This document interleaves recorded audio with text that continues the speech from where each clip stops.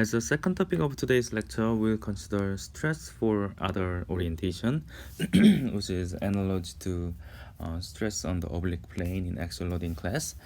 Then, after discuss about stress for other orientation, let's try to solve one example problem to close the today's lecture. So for pure torsion,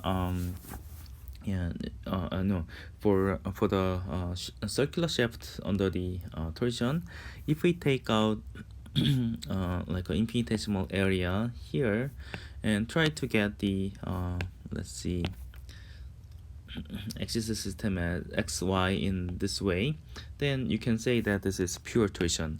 However, if you take coordinate system in different way, let's say this is x prime and this is y prime with 45-degree angle from the original axis, then we can ask what will be the stress state for this 45-degree angle x prime y prime coordinate system. Okay, so to answer the question, let's try to solve the force and stress acting on these two planes as we have done in oblique plane discussion. Okay, so if we take out this 45-degree angle like arbitrary plane, and if you obtain the free body diagram for entire sphere, this is what you get. However, if you take only lower part of the sphere like here, then in addition to this two external loading, which is tau times A, A is the area here and area here, then as a reaction you need some force F so that you can make a balance between tau A and force here. Okay, now this force F must be if you do a vector sum, square root 2 tau times A, and if you try to obtain the normal stress acting on here, the area here is square root 2A. You have to divide this by square root 2A, and F must be tau. Okay, so F must be stress sigma must be same as tau, so that F become mechanical equilibrium between tau A here. Okay, if you consider the other 45-degree angle here, you have tau A here, and you have F here. To make a balance between this tau A, you need sigma equals to be tau normal stress in compression. Okay, so if you take out this 45-degree angle infinitesimal area with x prime, y prime axis, what you can realize is you need tension here with tau, you need compression here with sigma equals to be tau. Tau is applied shear strain here. Okay, applied shear stress there. Okay, so if you draw the free body diagram for infinitesimal area at 45-degree angle x prime y prime axis, this is what you get. This is pure compression, this is pure tension. Okay, so even though you are doing this torsion loading only, depending on your axis coordinate system, whether you take this coordinate system or take that coordinate system, you're gonna have different answers. Okay, so this is very important. You are taking exactly same point, but depending on your coordinate system x, y, or x prime, y prime, you're gonna have different shear stress and normal stress on each plane. Of course, it was the same for axial loading. When you have force P here, depending on your choice of cross-sectional area, you have different normal stress and shear stress. Same here. Okay, so after making this discussion regarding like a general angle, instead of 45-degree, you can consider 30-degree, 60-degree, like a 25-degree, those degrees.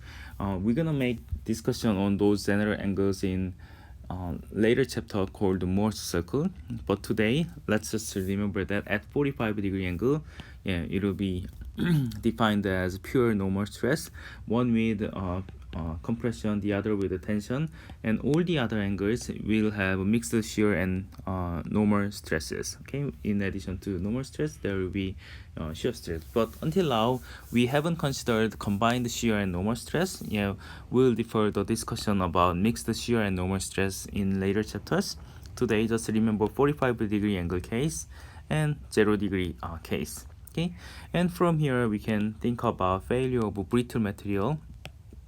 Yeah, because failure of brittle material is determined by maximum normal stress. Under the axial loading, you typically, if you consider, choke in our lecture room, if I was giving like an offline lecture, I typically give you demonstration of failure of choke under the normal stress, failure of choke under the torsion. Actually, the choke fails at this 90-degree angle, the perpendicular surface. However, if you make a torsion for choke, this is the crack surface you're gonna see.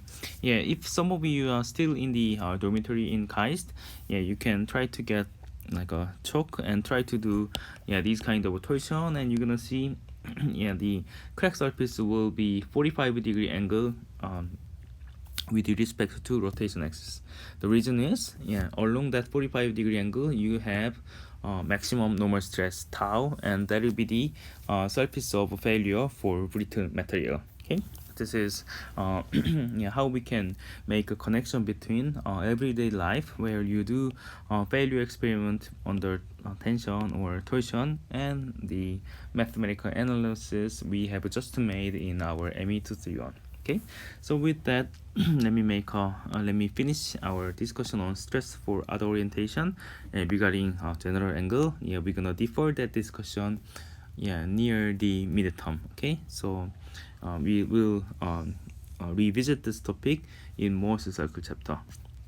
And before closing the lecture, let me provide you one example problem, because we introduced and adapted many analogy between axial and torsion, so I saved a lot of time, so I have some time to provide the additional example problem. Here we're gonna consider example problem with 3 questions, and before talking about the questions, let me give you explanation about the geometry. We have rigid wall, and our interesting shaft is attached to rigid wall, and the from A to B we have length L1, from B to C we have length L2. Okay, and the polar moment of inertia for thicker one is J1, polar moment of inertia for thinner one is J2, and we are applying external torsion T2 and T1. These are given and known values. Given this geometry, and of course the shear modulus is G, geometry and material property, our question asks what will be the internal torsion, what will be the angle of twist, what will be the maximum shear. Okay, to answer this question we have to have a full understanding about torsion chapter, and I highly recommend you to solve the homework problem by yourself without looking at your friends' answer sheet or Google answer sheet. Okay, so please solve this problem so that you have 100% understanding to solve this problem, which gonna help you in midterm process. So here for defining torsional angle, we're gonna define that direction as the positive direction with right thumb, positive twist angle. So when you have your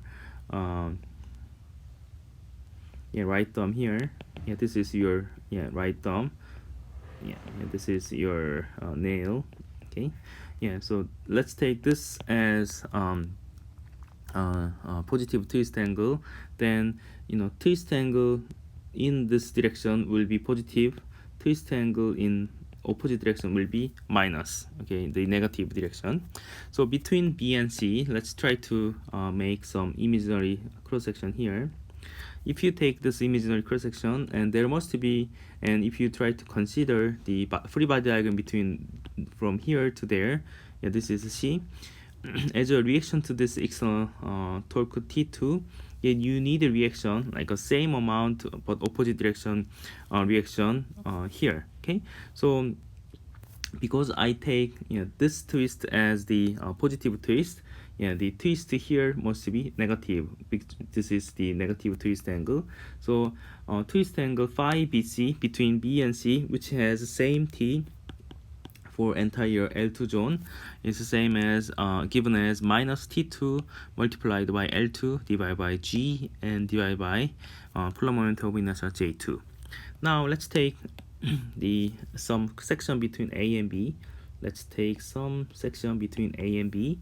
Okay, so if you take out these as our volume of interest, we have two external loading T2 and T1, and as a reaction we have T here. Okay, so if you make a summation T times T plus T1, which is that same directional torque, and if you do subtract T2, which is opposite torque, it must be balanced out to be 0 to satisfy mechanical equilibrium, and T must be T2 minus T1. Okay, now if you plug in T to our expression for phi AB, we are talking about the twist angle between A and B, because the regardless of the position, if you take cross section from any position between A and B, it must be it should follow same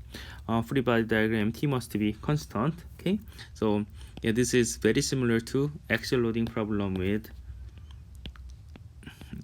these kind of loading. Okay, now if you do try to obtain the angle phi between A and B, twist angle between A and B can be written as minus T2 minus T1 multiplied by L1 divided by G times J1. And if you consider total twist angle phi, twist angle from here with respect to here to there, it can be written as phi AB plus phi BC. Okay, so when you look at this minus sign and positive sign, you might get confused. In that case, you can try to adapt the double arrow notation that I told you in the beginning. Oh, actually, I think I made a mistake here. Okay. So when you look at this, according to our the right hand rule, T2 can be represented as left direction double arrow, and T1 can be represented as the right direction double arrow notation. Now, after defining T2 and T1 here, after identifying double arrow notation, then you solve this problem as if you are solving axial loading problem. Then you don't need to worry about these sign too much. Okay, so depending on this negative sign, because you are having compression here, there will be compression within this BC zone, and because you are doing tension within AB zone, you're gonna have a positive sign. So you don't need to worry about this sign conventions for BC and AB if you rely on the double arrow notation. But anyway, here the implication is following. Regarding phi AB, you have T2 minus T1. So when T1 and T2 are equal to each other, what you can expect is within this zone, when T1 and T2 are equal to each other, you don't expect any twist angle. Okay, because phi AB will be 0. However, because even though you don't have a twist here, you have still T2, and that T2 will give twist angle in this direction. This dotted line is the original line, and this blue solid line is the line after the deformation. Now, if T2 is larger than T1, then our life is simple. So T2 is larger than T1. The twist angle within AB zone will be heading to that direction, and twist angle from BC zone will heading also to that direction. So if you have dotted line before deformation as here, after tension and after torsion, you're gonna have twist in this way. Okay, so you have phi AB smaller than 0, phi BC smaller than 0. Now if you consider T1 is larger than T2, yeah, this T1 is larger than T2, yeah, you can expect that they're going to be negative, but they're going to be positive twist angle, like this. Yeah, this is the original dotted line. You have twist in that direction, but twist in the opposite direction for BC section. Okay, so these are the visualizations that I can make to to solve this example problem. Yeah, if I'm sure that some of you still get confused about this negative sign and sign convention. If you start to see some troubles in sign convention, yeah, please rely on the double arrow notation. And if you consider double arrow notation, yeah, you can solve the problem as if you are solving actual loading problem. Of course, you have to be replaced. Yeah, force P with the torsion T, and cross-section area A with the polar moment J, and Young's modulus E with shear modulus G, and axial displacement delta with angle of twist phi. But other than that, yeah, you can apply the equation in exactly the same manner with axial loading. Okay, so with that, after providing this example problem, let me finish my first lecture on torsion, and we're gonna continue our discussion on torsion in next lecture.